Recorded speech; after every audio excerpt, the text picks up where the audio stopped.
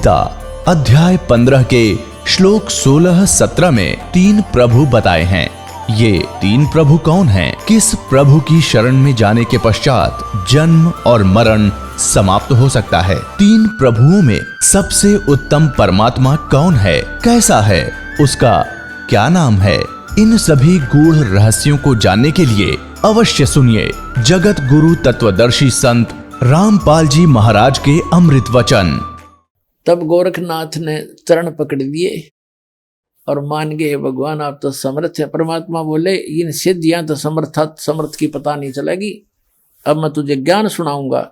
तो गोरखनाथ जी को ज्ञान सुनाया और गोरखनाथ जी को प्रथम मंत्र भी मालिक ने दिया था, लेकिन सार नाम नहीं बताया। तो उस ज्ञान के आधार से गोरखनाथ आंडी पा गया। और जहां भी यू ज्ञान तैसा बच्चों तुम सुनाने लग जाना, कहीं पर छोटा सा बालक भी चक्कर कटा देगा यहाँ के विद्वानों को। लेकिन समाधान बिना बात के बनेगी। नाम तो इस दास के बिना अगर कोई ज्ञान भी सुना देगा तो अच्छी बात है, और स्वयं गुरु बन गया तो सत्यानाश है। उसको चाहिए कि यहाँ लावर नाम दिलावे। गोरखनाथ को चाहिए था कि गुरु जी के पास लाते, उनसे उपदेश दिलाते, लेकिन उसने स्वयं गलती की, आप फिर गुरु बन बैठा। और ज्ञान बड़ी दुनिया में वाह वाह होगी, वह गोरख जैसा ज्ञान नहीं, बड़ा विद्वान पुरुष है। परमात्मा कहते बेखा के लश्कर फिर ये वाणी चोर कठोर, और सतगुरु धाम ना पहुंचेंगे ये 84 के ढोर। तो कबीर साहब कहते हैं, सूक्ष्म वेद में कहा, गोरख से ज्ञानी गणे सुख दे जति जिहान, और सीता सी बहु भारिया ये संत दूर स्थान। गोरख जैसे ज्ञानी गणे धक्के खाते फिर इनसे लाभ होना ही नहीं, क्योंकि वो मोक्ष दे ही नहीं सकते, वो अधिकारी नहीं है। और सीता जैसी नेक पत्नियां भी बहुत मिल जाएंगी जो पतिव्रता होंगी, लेकिन संत का मिलना बड़ी मुश्किल सी बात है। तो पुण्यात्माओं, आज आपको वो सुदुर्लभ हो गया। ये दास वो संत है, कोट्यों मध्य कोई नहीं रह झूमकरा, अरबों में कोई गर्क सुनो रह झूमकरा। श्रीमद् भगवद गीता में कहा 7वें अध्याय के 19वें श्लोक में, बहु नाम जन्मा नाम अंते ज्ञानवान माम प्रबत्ते, और वासुदेव सर्वमिति स महात्मा सुदुर्लभ है। कि बहुत बहुत जन्मों के अंत में कोई ज्ञानी व्यक्ति ब्रह्म तक की पूजा, मेरी पूजा करता है, नहीं तो ब्रह्मा विष्णु महेशान उपासना में फंसे रहते। और ये बताने वाला कि वासुदेव सर्वमिति, वासुदेव का अर्थ है जो ओवरऑल कंट्रोलर, जिसका सबके ऊपर आधिपत्य हो, वो कुल का मालिक ही सब कुछ है, वो पूर्ण परमात्मा ही मोक्षदायक है, वही सब कुछ है, उसी की भक्ति से मोक्ष होगा। कहते हैं ये बताने वाला महात्मा तो बड़ी मुश्किल से प्राप्त होगा। उसके विषय में कहा, ज्ञानी गोरख से ज्ञानी गणे और सुख दे जति जहान, और सीता सी बहु भारिया संत दूर स्थान। संतों के घर बहुत दूर है, तो संत बहुत दुर्लभ मिलेगा। तो पुण्यात्माओं, आपको सुलभ हो गया वो संत। ये दास बैठे अपना कल्याण कराओ और सारे विश्व में डंडोरा पीट दो, उनका भी कल्याण होगा।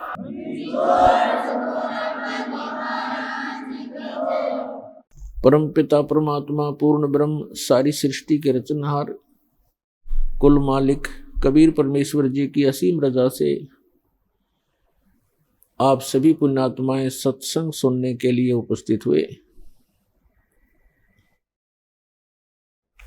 धन्य है आपके माता पिता जिनसे जन्म हुआ। आपको ऐसे समय में मनुष्य जीवन प्राप्त हुआ जिसकी कोई कीमत नहीं लगाई जा सकती। वैसे तो सभी सद्ग्रंथों ने, सभी महापुरुष संतों ने मनुष्य जीवन को बहुमूल्य ही बताया है, लेकिन ये जो समय अब है, कलयुग का जो बिचली पीढ़ी बताई है परमात्मा ने,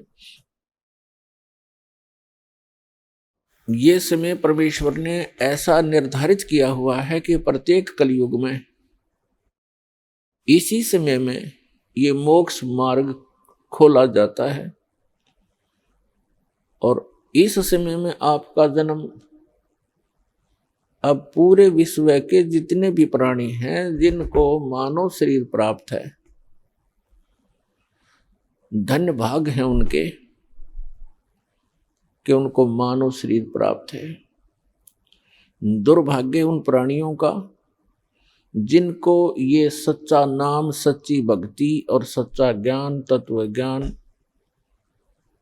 प्राप्त नहीं है, उसके लिए परमात्मा ने अपने सभी बच्चों के लिए ये प्रयत्न इस दास से करवा रखा है।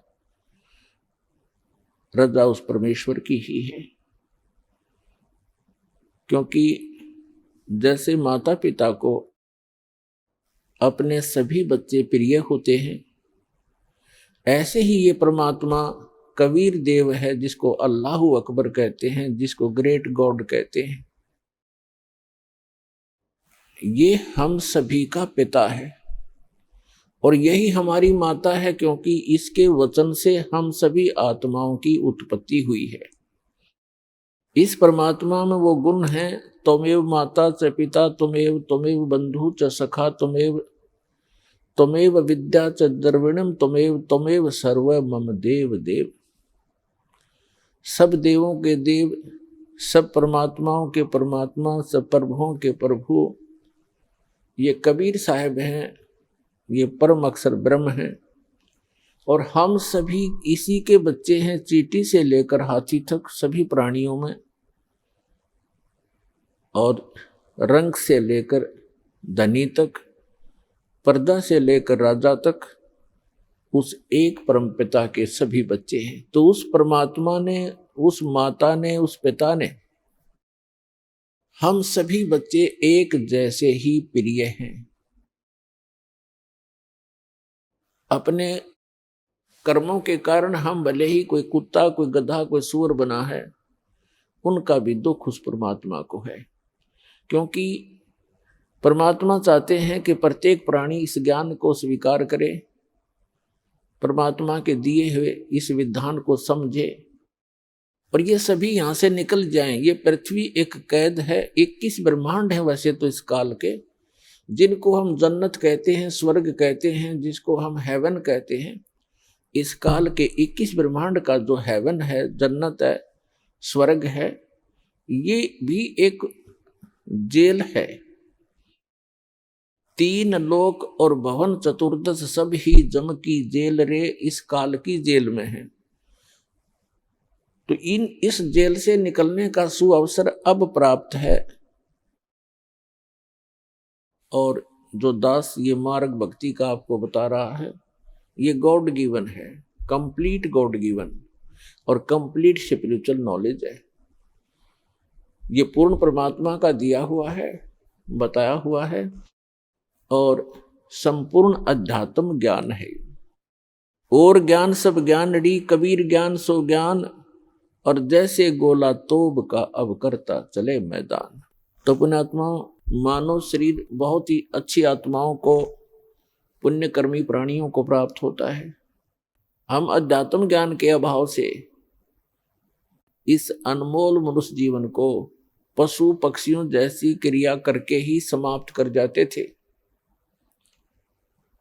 और जो पुण्यात्माएं साधना करने की चेष्टा भी करते थे पूर्व जन्म की प्रेरणा से, उनको यथार्थ ज्ञान न होने से उन्होंने हजारों वर्षों तक साधनाएं की, तप किए, जप किए। उन्होंने वो साधनाएं शास्त्र विधि त्याग कर किसी लोक वेद के आधार से की, किसी की सुनी सुनाई की, जो श्रीमद् भगवद गीता अध्याय नंबर 16 के श्लोक 23 और 24 के विपरीत हैं, जिसमें कहा है कि शास्त्र विधि को त्याग कर जो मनमाना आचरण करते हैं, उनको न तो कोई सुख होता है और न ही उनकी गति होती है और न ही उनको कोई सिद्धि प्राप्त होती है, अर्थात व्यर्थ, यूजलेस। तो अभी तक हम यूजलेस साधना करते रहे, अब यूजफुल साधना हमारी अब प्रारंभ हो रही है। धन्य हो आप पूरे विश्व के प्राणी जो मानव शरीर प्राप्त हैं, और उनसे भी धन्य है जिनको ये मार्ग स्वीकार हो गया, ये भक्ति विधि मिल गई।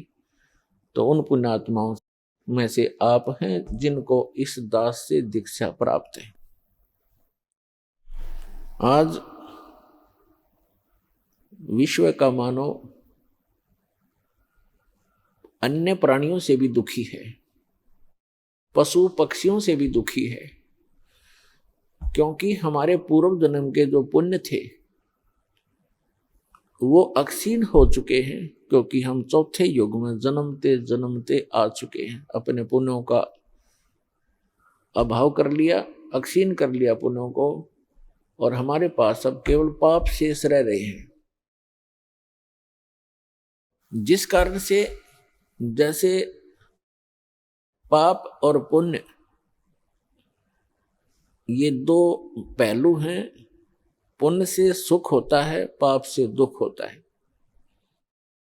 हमने सुख की परिभाषा का पता नहीं, आपको हमको अभी तक पता नहीं था, तो हम इसको सुख मान रहे थे। जिसके पास एक बढ़िया कार हो, अच्छी कोठी हो, कोई फैक्ट्री हो, या कोई अच्छी पोस्ट प्राप्त हो, कोई पद बना हो उसका, डॉक्टर, इंजीनियर, आईएएस, आईपीएस या जज, या कोई मंत्री, मुख्यमंत्री, प्रधानमंत्री बनकर बड़ी बड़ी गाड़ियों में चलता हो, तो हमने इस सुख की परिभाषा बस इतना ही ज्ञान था। ये सुख नहीं है, ये तो बाह्य दिखावा है। प्रत्येक प्राणी टेंशन लिए फिरता है, प्रत्येक प्राणी 99% व्यक्ति टेंशन से ग्रस्त हैं। तो हम इसको सुख मान रहे थे। सुख नाम की कोई वस्तु नहीं इसी किस ब्रह्मांड में। तो परमात्मा चाहते हैं कि आप यहां से निकलो, इस झूठे सुख को भूलो, इससे परिचित हो जिसको तुम सुख मान बैठे हो। कबीर साहब कहते हैं झूठे सुख को सुख कहे, ये मान रहा मनमोद, ये सकल चबीना काल का, कुछ मुख में कुछ गोद। यहां सब ये काल का आहार है। इस झूठे सुख को आप सुख मान बैठे हो, ये सुख नहीं है। आज आप जिसको सुख मानते हो उस व्यक्ति के पास सभी सुविधाएं उपलब्ध हैं। अच्छा मंत्री है, मुख्यमंत्री है, सब सुविधाएं हैं, पुत्र भी हैं, पुत्री भी हैं, आगे संतान भी ठीक है। तो इसको हमने सुख मान रखा, और 1 मिनट में मृत्यु हो जाती है, 1 सेकंड के अंदर मृत्यु हो जाती है। फिर वो सुख कहाँ गया उसका? फिर कहीं गधा बनकर, कुत्ता बनकर गली में खड़ा होगा, खा के ये सुख। तो परमात्मा याद दिलाते हैं कि तन धर सुखिया कोई ना देखा, जो देखा सो दुखिया हो। उदय अस्त की बात करते हैं मन सबका, किया विवेका। शरीरधारी प्राणी यहां इस पृथ्वी लोक के जो कच्चे शरीरधारी प्राणी हैं, कहते परमात्मा कहते मैंने कोई इस पृथ्वी पे सुखी नहीं देखा। और जो उदय अस्त की बात करते हैं, उदय अस्त का अर्थ है चक्रवर्ती राजा, जिसका शासन पूरी पृथ्वी पर हो। परमात्मा कहते मैंने उनके भी अंदर से झांक कर देखा है। राजा के पास कोई साधु संत चला जाता है, ढेर सारे दुख बता देता है, महाराज मुझे ये तकलीफ है, महाराज मुझे ये तकलीफ है, महाराज मुझे ये कष्ट है। तो परमात्मा कहते हैं उदय अस्त की बात करे मन सबका, किया विवेका हो। फिर क्या बताते हैं? जंगम दुखिया जोगी दुखिया, कहते हैं तंदर सुखिया कोई ना देखा, जो देखा सो दुखिया हो। उदय अस्त की बात करत है मन सबका, किया विवेका हो। घाटे बाद सब जग दुखिया, क्या गरही बैरागी हो। और सुखदेव ने दुख के डर से गर्भ में माया त्यागी हो। फिर कहते हैं जंगम दुखिया जोगी दुखिया, और तपस्वी को दुख दूना हो। और आशा तृष्णा सब में व्यापे, कोई महल ना सुना हो। फिर परमात्मा कहते हैं कि साच कहूं तो जग नहीं माने, पर झूठ कही ना जाई हो। और ये ब्रह्मा विष्णु महेश्वर दुखिया, जिनने ये राह चलाई हो। फिर परमात्मा अंत करते हैं इस कहानी का, कहते हैं सुरपति दुखिया। सुरपति इंद्र, स्वर्ग का राजा, देवताओं का स्वामी।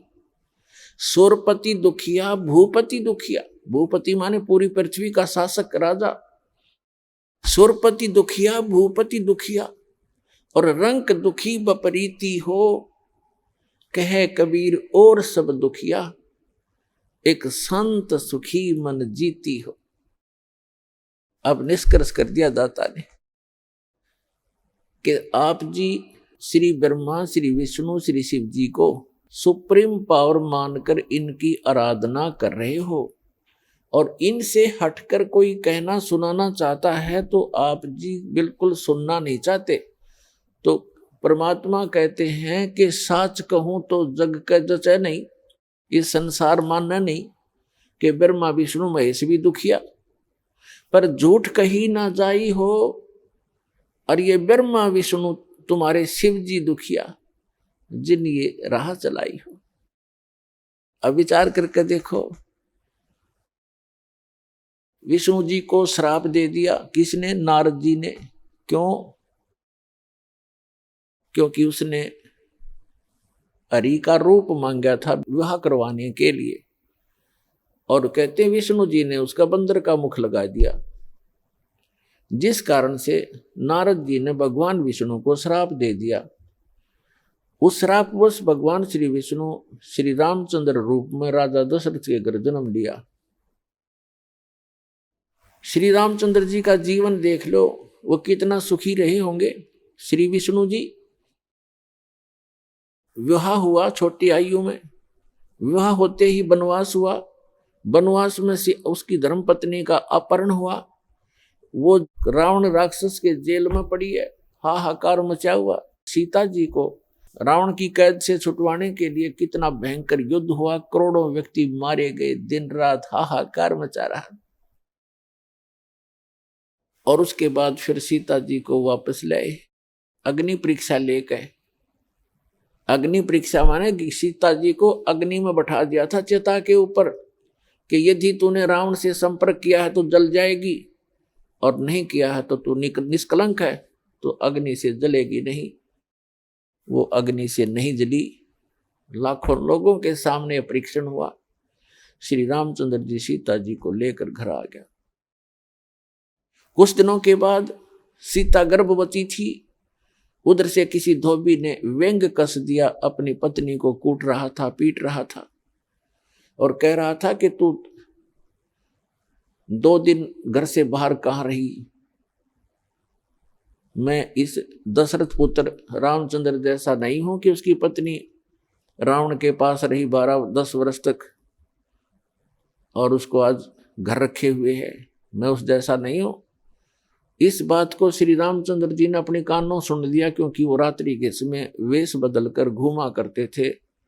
उस समय के राजा ऐसी व्यवस्था रखते थे। इस बात को सुनकर के दुनिया में मैं क्या मुंह दिखाऊंगा, मेरे ऊपर उंगली कसी जाती है, टॉन्ट कसे जाते हैं। अगले दिन अपनी धर्मपत्नी सीता जी को घर से निकाल दिया, गर्भवती को। पुण्यात्माओं, यदि हमने लोक वेद लोगों के ही दंत कथाओं से ही अपना शासन व्यवस्थित करना है तो कैसे हम राजा, कैसे हम भक्त, कैसे हम भगवान? लाखों लोगों के सामने परीक्षण किया सीता जी का और वो निष्कलंक। और एक धोबी ने कह दिया कि मैं उसके कहने मात्र से अपनी पत्नी का परित्याग कर दिया, तो धिक्कार है ऐसे डिसीजन को। आप आम आदमी भी ना करे ऐसी गलती, आम आदमी भी नहीं कर सकता जिसकी पत्नी के गर्भ हो और उसको घर से निकाल दे, कहाँ जाएगी फिर वो? तो पुण्यात्मा, भले ही उसने लोगों की शर्म से निकाल दिया होगा, निकाल दिया, लेकिन अंदर से दुख उसका गया नहीं। वो सीता जी कहीं रही, अब उसके बच्चे कहाँ, और आप राजा बना बैठा, सपने में सुख नहीं उस व्यक्ति को, चाहे कितनी बात बनावे।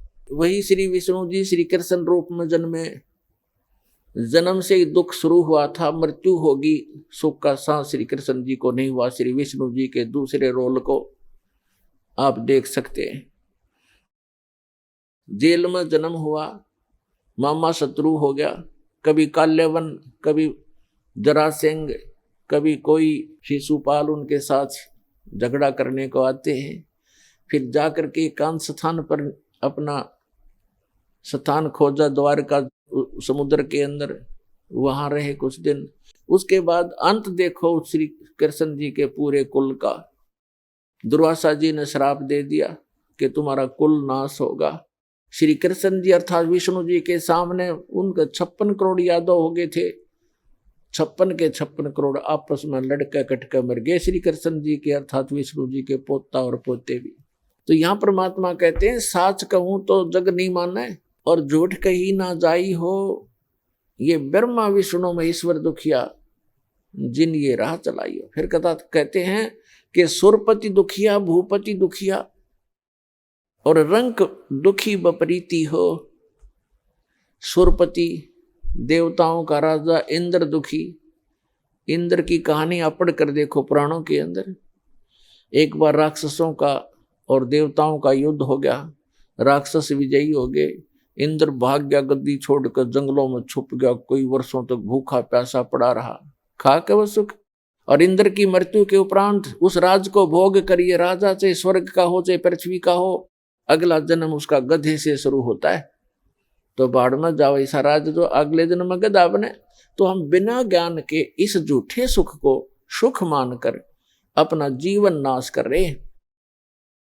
अब इसको सफल करो पुण्यात्माओं, हमें विकल्प प्राप्त हुआ, अभी तक इसका विकल्प नहीं था, कोशिश करके भी हम काल के जाल से नहीं निकल पा रहे थे। अब क्या बताते हैं परमात्मा कि सुरपति दुखिया भूपति दुखिया रंक दुखी बपरीती हो। कि रंक यानी निर्धन व्यक्ति तो स्वाभाविक दुखी होता है, उस पर तो सभी दुख विद्यमान होते हैं। अब क्या बताते हैं कि कहे कबीर और सब दुखिया एक संत सुखी मन जीती हो।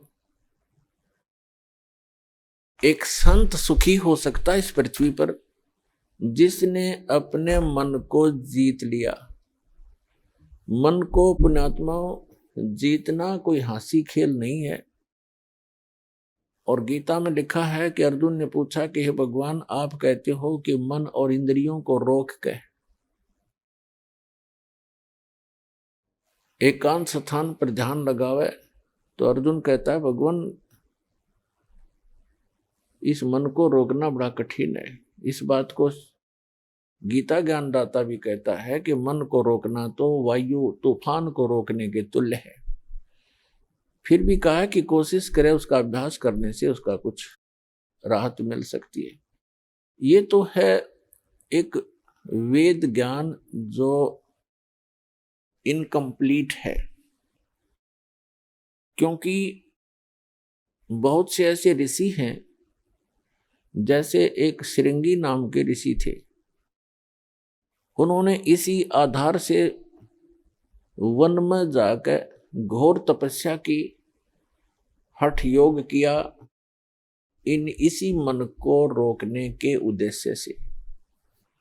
पुण्यात्मा, तत्व ज्ञान न होने से हम मनमुखी साधनाएं और अज्ञान के आधार से ये जीवन नाश करते रहे। जनसाधारण ये सोचा करता था कि बड़े महर्षि हैं, ऋषि हैं और बड़ा कठिन तप कर रहे हैं। उसके विषय में सूक्ष्म वेद में परमेश्वर ने आकर स्वयं बताया है कि डंब करें डूंगर चढ़े, अंतर झीनी झूल और जग जाने ये भक्ति करें, ये बोवें सूल बबूल। ऊंचे स्थान पर बैठते हैं, कोई पहाड़ पर, कोई ऊंचे से स्थान पर के दूर तक दिखाई दे में कहीं साधना कर रहा है कोई संत। डंब करें, डंब माने पाखंड करते हैं, लोग दिखावा करते हैं। डंब करें डूंगर चढ़े, डूंगर माने पहाड़ पर ऊंचे स्थान पर चढ़ जाते हैं। अंतर झीनी झूल, अंदर जो की तू बकवाद भरी है, और जग जाने यो भक्ति करे, ये बोवे सूल बबूल। अपने भविष्य में ये कांटे बो रहे हैं तत्व ज्ञान के अभाव से। उसके लिए क्या बताते हैं परमात्मा कि एक श्रृंगी नाम के ऋषि थे। उन्होंने ऐसे ही अपने इसी अज्ञान आधार को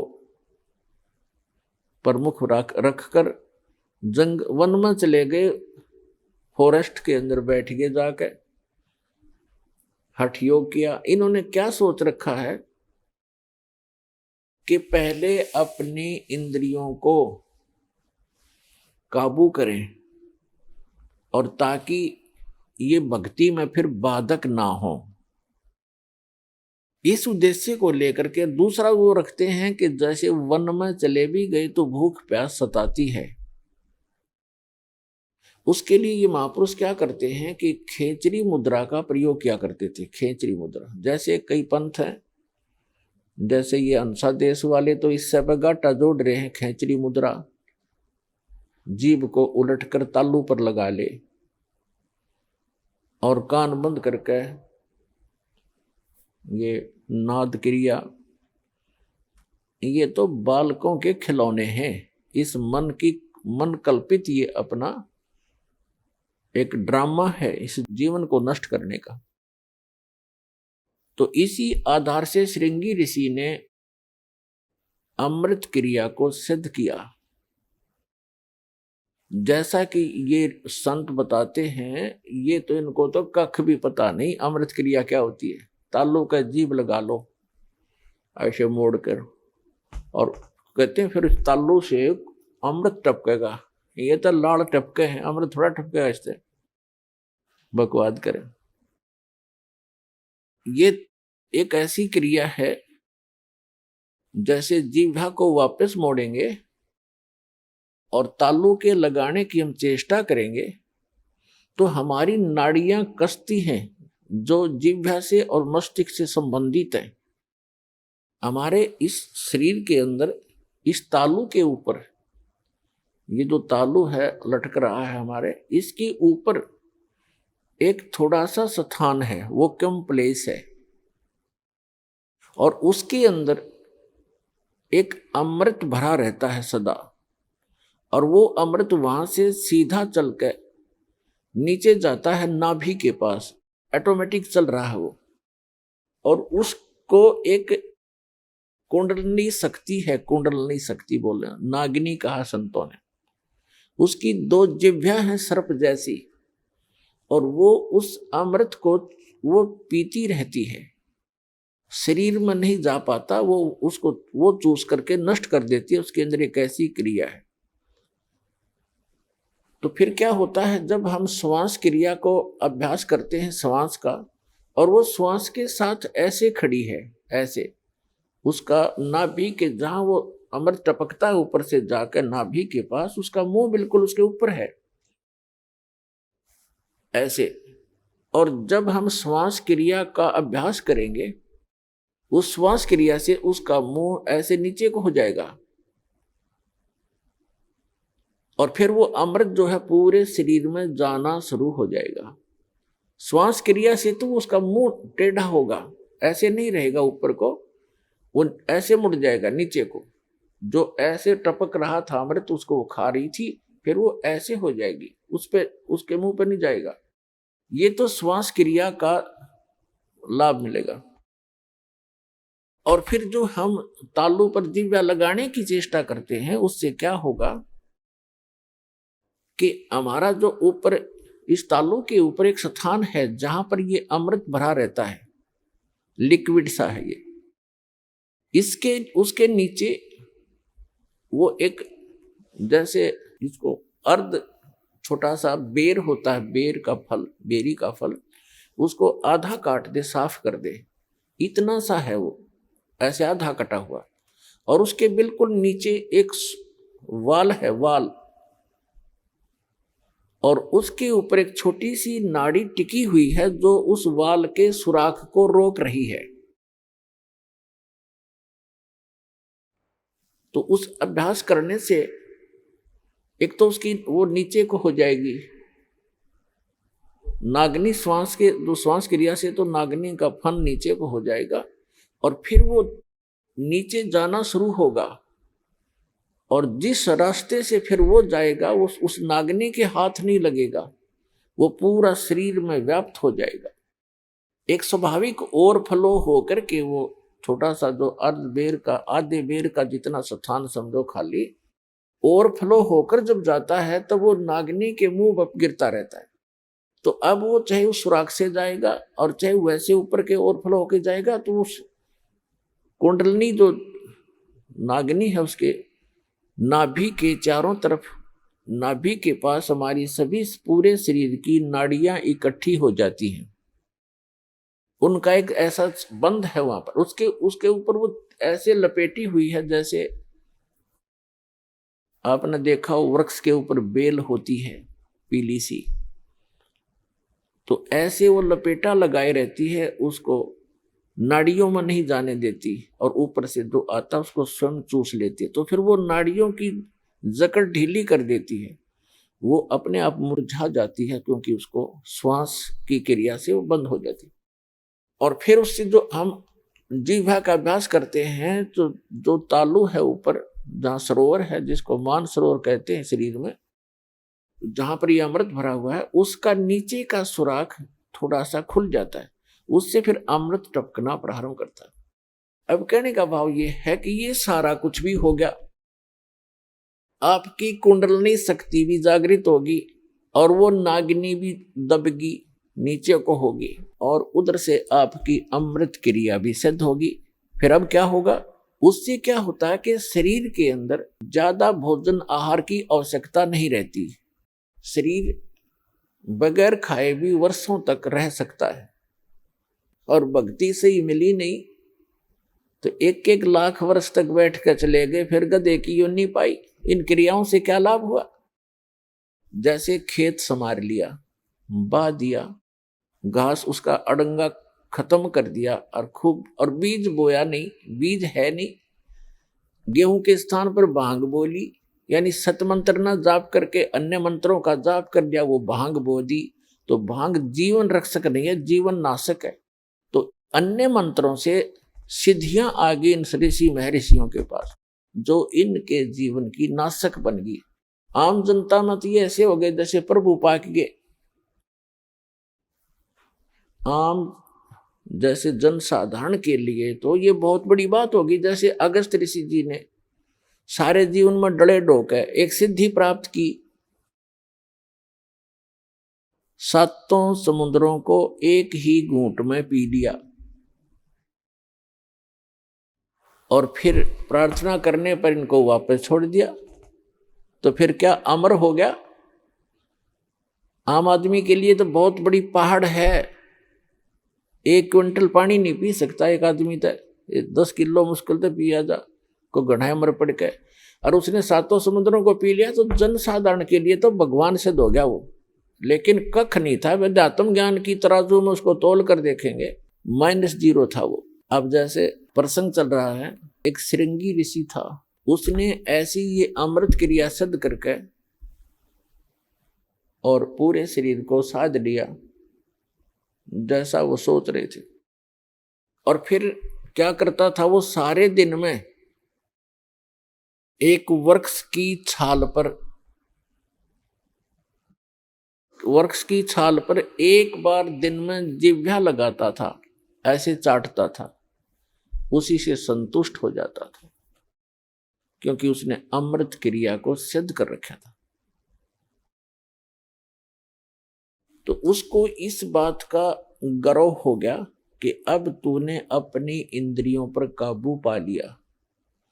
वो ऋषि अयोध्या नगरी के पास बाहर बनी में, बाहर जंगल में, वन में, गांव से आधा किलोमीटर की दूरी पर रास्ते के साथ में बैठ गया, वृक्ष की तरफ मुंह करके, और सारा दिन में एक बार वृक्ष के छाल को जिह्वा से चाटे और बस ध्यान मगन रहे। कुछ ही दिनों में आने जाने वालों ने देखा कि एक महापुरुष बैठे हैं, ना खाते हैं, ना पीते हैं, ना सोते हैं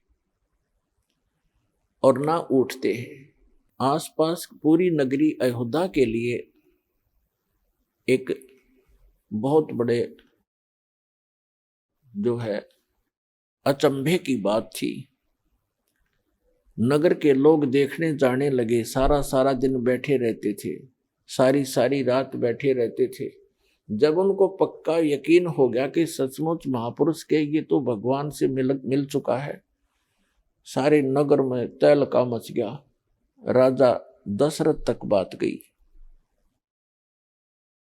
राजा भी स्वयं वहां पर गए अपने परिवार समेत संत के दर्शनार्थ, लेकिन संत मस्त हैं, ना किसी से बोलते हैं और न ही दिन रात में कहीं उठते और बैठते हैं, ना जाते हैं, ना कुछ पीते हैं, ना खाते हैं।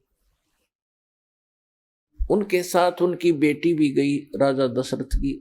श्री रामचंद्र जी और अन्य का जन्म तो बहुत बाद में हुआ है। उसमें उनकी एक पुत्री थी। अब राजा की लड़की प्रतिदिन अपनी नौकरानियों के साथ वहां जाने लगी। उसने किसी वैद्य को बुलाकर पूछा, किसी व्यक्ति से, कि ये ऋषि बात करे तब बात बने, कोई आशीर्वाद प्राप्त करें हम। तो एक वैद्य ने बताया कि जहां ये जिह्वा से चाटता है वहां पर मधु का लेप कर दिया जाए, यानी शहद लगा दिया जाए। अगले दिन उस राजा की लड़की दशरथ की बेटी ने ऐसा ही करवा दिया। जहां वो जिह्वा लगाता था वहां शहद लेप दिया थोड़ा सा। पहले दिन एक बार जिह्वा लगाता था, पहले वो, उस दिन उसने 2-3 बार चाटा, को स्वादिष्ट लगा। अगले दिन तो कुछ ज्यादा लगा दिया तो और ज्यादा चाटा। धीरे धीरे उसका जो है भूख जागृत होगी। फिर उसको खीर ख्यार खिलाने लग गए। कुछ दिन के बाद वो हलवा पूरी खाने लग गया। अपने पिता की आज्ञा लेकर लड़की ने कहा कि ऐसे महापुरुष को पिताजी घर ले चलते हैं। राजा दशरथ ने उनको गुरु धारण कर लिया। श्रृंगी ऋषि युवा थे, अपने घर पर रख लिए और उन्हीं की देख रेख में, उन्हीं की आज्ञा से पुत्र प्राप्ति के लिए एक अनुष्ठान की तैयारी की। और उससे पहले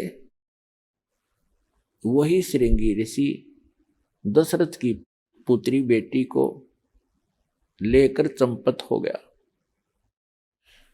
तो पुण्यात्माओं, परमात्मा कहते हैं, मन के मते न चालियो, ये मन है पक्का दूत, और ले डोबे दरिया में जा हाथ से छूट।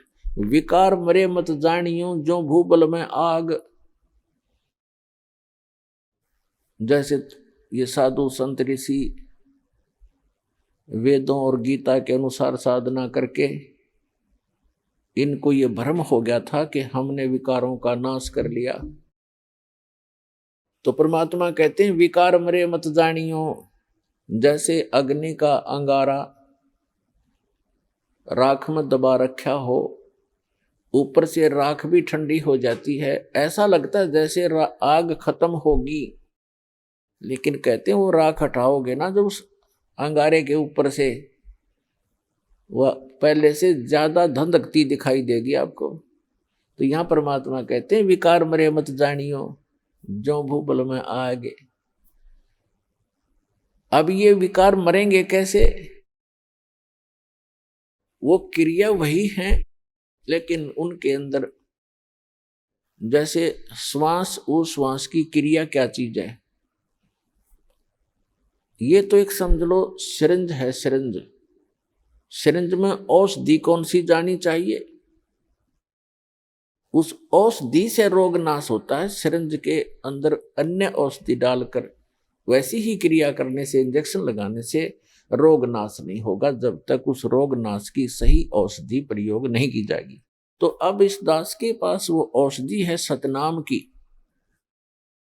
श्वास उश्वास के सिमरण है, और ये सिमरण से ही आपका मन भी काबू होगा, आपके विकार भी नाश होंगे। परमात्मा कहते हैं, इस शरीर में, इस मानव शरीर के अंदर इतना जो है विकार ग्रस्त है, ये ऐसे ढंग से इसकी कंस्ट्रक्शन है, इसमें ये तो आशा करना ही नहीं कि ये पूर्ण रूप से स्वस्थ हो जाएगा और इसमें कोई विकार नहीं रहेगा। ये तो पैदा ही विकारों से हुआ है। लेकिन इस भक्ति से, सत साधना से ये विकार ऐसे जकड़ दिए जाएंगे, ऐसे बांध दिए जाएंगे कि फिर ये हानि नहीं करेंगे। जैसे कोई पशु है और वो ऐसे फूंफा करता है, मार देता है, सींगों से मार देता है, तो उसको बांध दिया जाता है टाइट रस्से तक। अब वो रस्से से इतना टाइट बांध दिया गया है कि वो हानि नहीं कर सकता, फूंफा कर सकता है, लेकिन उसकी सीमा बना दी।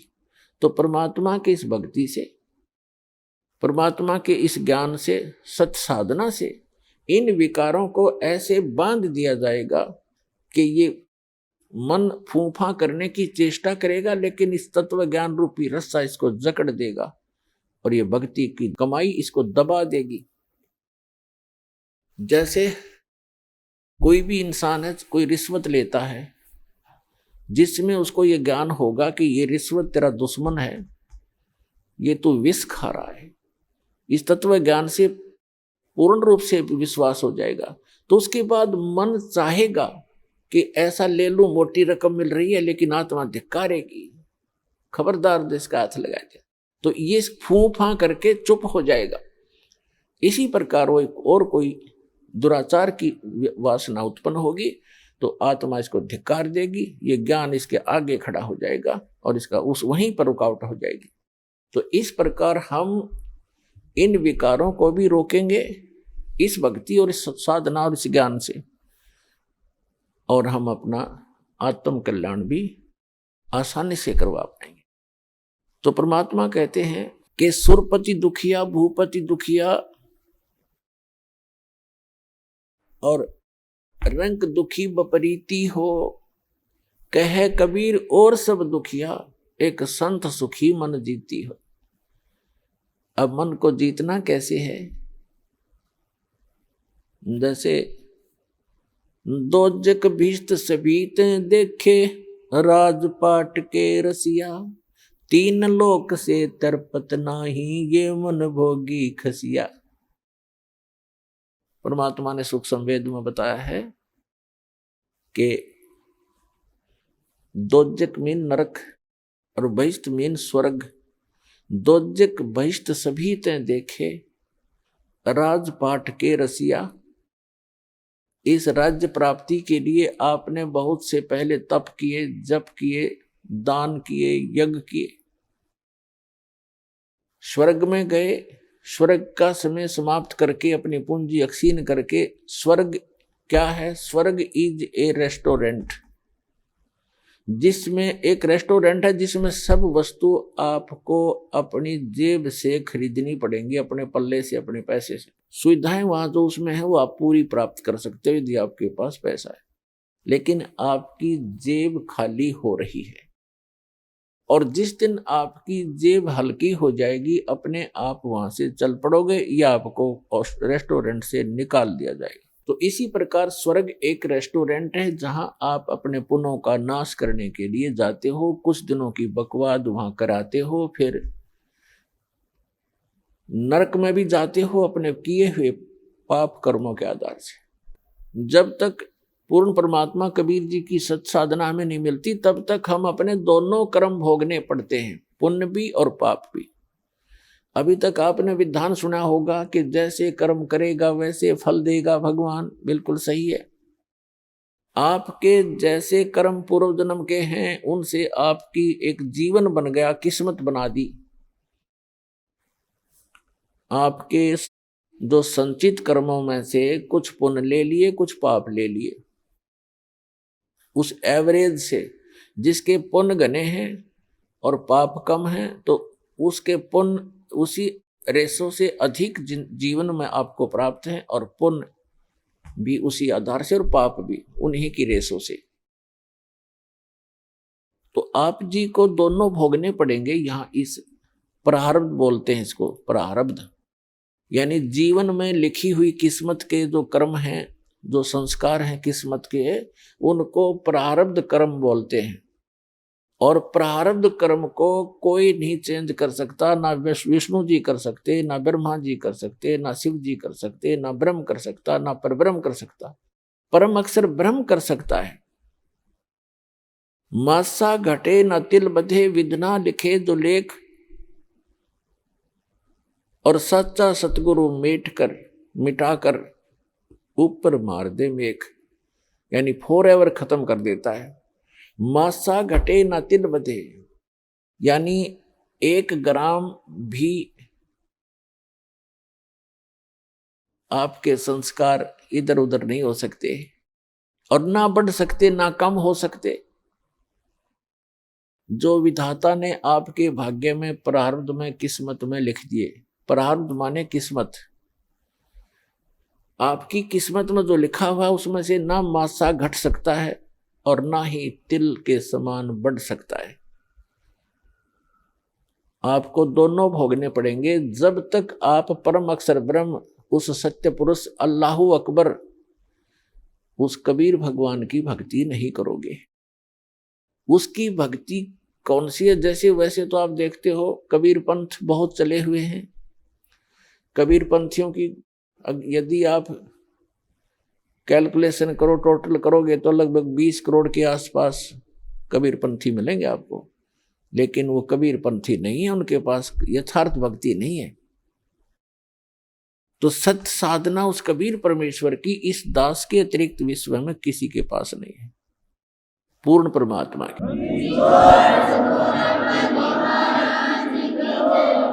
और उस सतलोक को प्राप्त करने की, जहां जाने के बाद साधक कभी दुखी नहीं होता। तो जो प्रसंग चल रहा है कि परमात्मा ने बताया है कि जब तक आप इस सत्य साधना को छोड़कर अन्य जो साधनाएं करते हो, तो दोजक मीन नरक और बहिष्ठ मीन स्वर्ग। दोजक बहिष्ठ सभी तैं देखे, राजपाठ के रसिया, और 3 लोक से तरपत नाही, ये मन भोगी खसिया। है अपने आत्मा परमात्मा के इन अनमोल वचनों को हृदय में जचा लो। ये कोई डूम भाट के गीत नहीं, एक परम पिता के बताया हुआ मार्ग है। अब प्रसंग चल रहा है कि दोजक भिष्ट सभी ते देखे, राजपाट के रसिया। आपने अन्य साधनाएं करके आप जी ने स्वर्ग भी प्राप्त किया और नरक भी, दोनों भोग लिए। और 3 लोक से तरपत नाही, ये मन भोगी खसिया। 3 लोक भी यदि इस जीव को दे दे, इस मन की फिर भी तृप्ति नहीं है, सेटिस्फैक्शन नहीं है। क्यों नहीं है? क्योंकि आत्मा को ज्ञान नहीं है और मन एक शैतान है, उस शैतान का एजेंट है, काल का एजेंट है, ब्रह्म का। आत्माओं, 3 लोक से तरपत नाही, ये मन भोगी खसिया। जैसे कोई सरपंच बन जाता है गांव का प्रधान, उसकी फिर नीयत ये रहती है कि चेयरमैन बनूं तो बात बने, क्योंकि सरपंचों के ऊपर चेयरमैन अधिकारी होता है। फिर सोचता है चेयरमैन बनने के बाद कि एमएलए बनूं जब बात बने। एमएलए बनने के बाद तो फिर उसके मन में एक धारणा बनती है कि एमएलए भी कोई खास बात नहीं, मिनिस्टर बनूं जब बात बने, जब आनंद आए। मिनिस्टर बनने के बाद उसकी टेंडेंसी बन जाती है कि मुख्यमंत्री बनूं जब हाथ में कमांड आवे, ना तो कोई मजा नहीं आया। अब मुख्यमंत्री बनने के बाद उसको संतुष्टि नहीं होती, वो सोचता है प्रधानमंत्री बनूं जब जी में जी आवे, जब आनंद हो, ओवरऑल कंट्रोलर बनूं। जो मनुष्य जीवन का काम था वो तो स्टार्ट भी नहीं किया। ऐसी सोच करते करते मृत्यु हो जाती है और फिर वो प्राइम मिनिस्टर बनने की आशा रखने वाला गधा मिनिस्टर बना खड़ा है, वो गधा बन गया।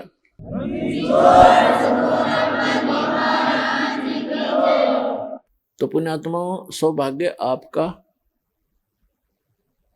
आप जी को ये वचन सुनने को मिल रहे हैं, क्योंकि ये वचन परमात्मा के बताए हुए हैं कि कबीर हरि के नाम बिना राजा रसब हो और माटी लदे कुम्हार के घास न डाले कोई।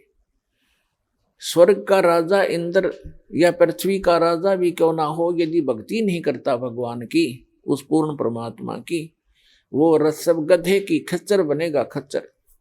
तो पुण्यात्मा, तो ये ज्ञान परमात्मा ने आके दिया है, इस पर आपने जोर देना पड़ेगा, ये सत्य है।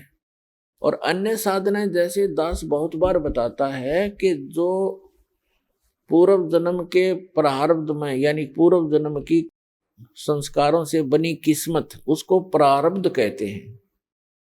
आपकी किस्मत में आपके पुण्य अधिक हैं, तो आपको पुण्यों के आधार से परमात्मा सभी सुख सुविधाएं देता ही रहेगा।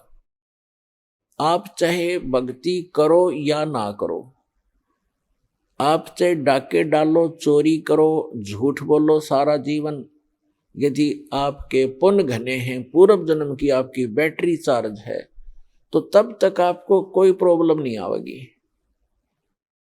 और जो पुण्यात्माएं होती हैं जिनको सर्व सुख हैं, वो फिर भी कुछ ना कुछ भक्ति अवश्य करते हैं, वो रह ही नहीं सकते भक्ति किए बिना। तो वो जैसी भी साधनाएं परंपरागत प्राप्त होती हैं या किसी से सुनने से या कोई गुरु मार्गदर्शक से प्राप्त करके वो करते हैं। आइए अब हम उन श्रद्धालुओं के अनुभव जानते हैं जो जगत गुरु तत्वदर्शी संत रामपाल जी महाराज जी से दीक्षा प्राप्त कर चुके हैं तथा उनके द्वारा बताए गए भक्ति मार्ग पर चल रहे हैं। नमस्कार जी। सत साहेब। क्या नाम है जी आपका? देवलाल दास सर जी। देवलाल जी, आप कहाँ से हैं? मणनगढ़ डिस्ट्रिक्ट कोरिया, छत्तीसगढ़ से। संत रामपाल जी महाराज से नाम दीक्षा आपने कब ली? सतगुरु रामपाल जी महाराज दीक्षा मैंने 10 अगस्त 2013 को ली सर। संत रामपाल जी महाराज से नाम दीक्षा लेने से पहले आप क्या भक्ति साधनाएं करते थे? वैसे भक्ति तो मैं कुछ नहीं करता था, लोक वेद के अनुसार ब्रह्मा विष्णु महेश की पूजा इत्यादि व्रत इत्यादि रखता था। देवलाल जी, क्या कारण बना कि आप संत रामपाल जी महाराज की शरण में आए? बस ये सतगुरु रामपाल जी की दास पर असीम कृपा हुई। ज्ञान गंगा पुस्तक मेरे हाथ में लगी, उसका मैंने अध्ययन किया। और मेरे भाई को कैंसर था, बिल्कुल अचेतन अवस्था में थे वो, तो मेरे को बोले कि आपको भी चलना है, तो मैं अनमने मन से गया और वहाँ पर सभी लोग नाम लिए। सर, संत रामपाल जी महाराज की शरण में आने के बाद आपको क्या लाभ मिले? यस लाभ मिला सर जी मुझे। प्रथम लाभ तो यह हुआ सर, सद्भक्ति और मोक्ष मार्ग मिला, तथा जो मैंने अनेक व्यसन थे मेरे में, जैसे शराब पीना, मटन खाना, गुटखा, तमाकू इत्यादि सारे व्यसन छूटे सतगुरु रामपाल की दया से। तथा मुझे जीवन दान मिला, क्योंकि उस समय मैं फूल गया था, जगह जगह देवी धाम में जा रहा था, मैंने स्टोन था, सर्जरी कराया, लेकिन मुझे लाभ नहीं मिल रहा था। तो जैसे ही सतगुरु रामपाल जी की दया से मुझे सारे जो रोग थे ठीक हो गए और पुनः मैं अपने रोजी रोजगार में लग गया। इसके बाद सर मेरी पत्नी को 2016 में, मैं आपका कवर्धा जिले में काम करता था, तो उस समय मुझे पता चला कि मेरी पत्नी की तबीयत खराब है। मैं रात में पहुंचा और रात में हम खाना खा के दोनों लेट गए। सुबह जब मेरी नींद खुली थी, मेरी पत्नी मेरे पैरों के तरफ लेटी हुई थी, तो मैं देखा तो वो अकड़ गई थी, यानी मर गई थी। मैंने अपने बेटे और अपने दामाद दोनों को रोते रोते फ़ोन किया, और फ़ोन करने के बाद मालिक से प्रेरणा हुई कि बेटा रोने से काम नहीं चलेगा, दंडोत प्रणाम कर, अपनी पत्नी को अमृत जल डाल। और मैंने मालिक को अमृत डाला और मालिक से प्रार्थना किया कि हे दाता दया करो मेरे मालिक। इसके बाद मेरी पत्नी चेतन हुई और आज जिंदा है और भक्ति कर रही है। सतगुरु रामपाल की दया से आज मेरी पत्नी जिंदा है और भक्ति कर रही है। इसके बाद पिछले वर्ष कोरोना काल में मेरा बेटा को कोरोना हो गया। मुझे पता चला, मैंने मालिक को प्रार्थना लगाई कि हे मालिक, गुरु रामपाल जी को मैंने प्रार्थना लगाई कि हे दाता दया करिए, तो मेरा बच्चा भी ठीक हो गया। इसके मेरा बेटा भी कोरोना ठीक हुआ बेटे का। इसके बाद मेरे नाती को एक बार हाथ टूटा, उसको ठीक कराए, फिर दोबारा हाथ टूटा तो उसकी हड्डी सरक गई, अगल बगल हो गई। डॉक्टरों ने कहा कि इसका तो ऑपरेशन होगा। फिर मैंने उनको बुलाया कि आप आइए नामदान के मणनगढ़ में, और वो सभी लोग आए और मालिक को प्रणाम किए, सदगुरु रामपाल जी को प्रणाम किए और फिर हम डॉक्टर को दिखाए और बिना ऑपरेशन के उसका हाथ ठीक कर दिया। और बहुत सारे जो हम पहले आर्थिक रूप से कमज़ोर थे, आज मालिक की दया से सक्षम हैं, घर द्वार बन गया है। पिछले वर्ष तक मैं काम कर रहा था, अभी काम छोड़ दिया हूँ और सदगुरु रामपाल जी की दया से घर में सुख शांति है, किसी प्रकार कोई कलह नहीं है और मालिक की दया से हमारा जीवन जो है धन्य हो गया है दाता कृपा। और अभी पिछले महीने की बात है कि मैं यूपी गया हुआ था, चूँकि यूपी से मैं बिलोंग करता हूँ, तो मुझे पेट में दर्द रहता था, तो मैंने सोनोग्राफी कराई तो वहाँ पर मुझे बताया गया कि आपके लेफ्ट किडनी में 2 ठो स्टोन है और राइट किडनी में सिस्ट है तथा फैटी लीवर है। और मैं घबरा गया। जैसे ही वापस मैं आया तो मुझे लगा कि मैं अच्छे अस्पताल में मुझे जाना चाहिए, तो मैंने रायपुर सुयस हॉस्पिटल, जो यहाँ का फेमस हॉस्पिटल राजधानी में है, वहाँ पर मैंने जांच कराई तो उसमें स्टोन नहीं। मालिक को प्रार्थना लगाई, भूल गया था, मालिक को सतगुरु रामपाल जी को प्रार्थना लगाई और लगा के मैं चला, रात में चला ट्रेन से, तो रात भर ट्रेन चलने के बाद मैं रायपुर पहुँचा।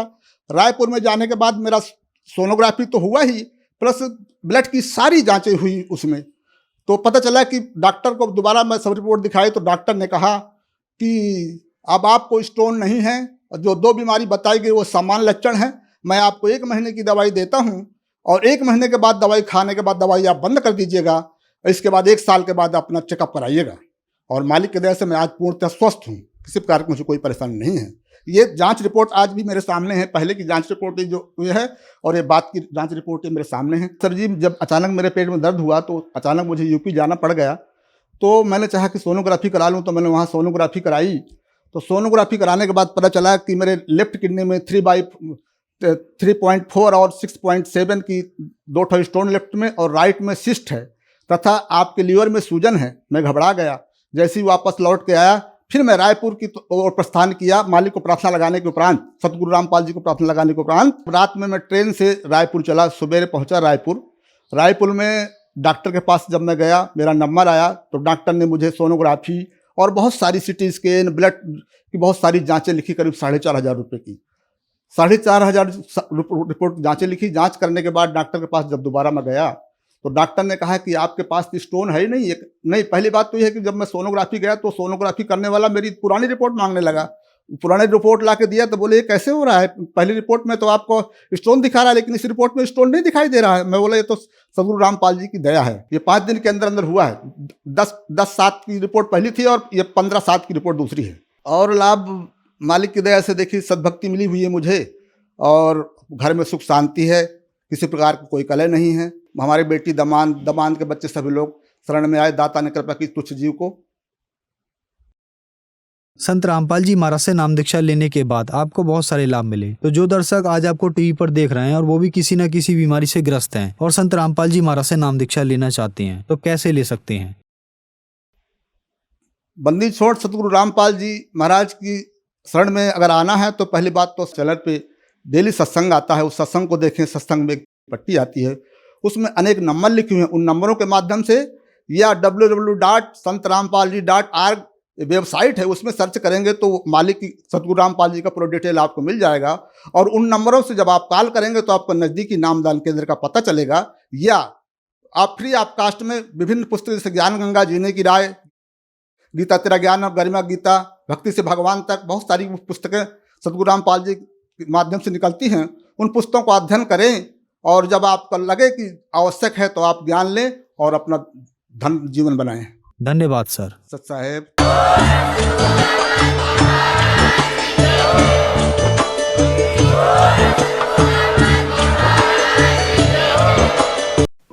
आप सुन रहे थे जगत गुरु तत्वदर्शी संत रामपाल जी महाराज के मंगल प्रवचन। अधिक जानकारी के लिए संपर्क करें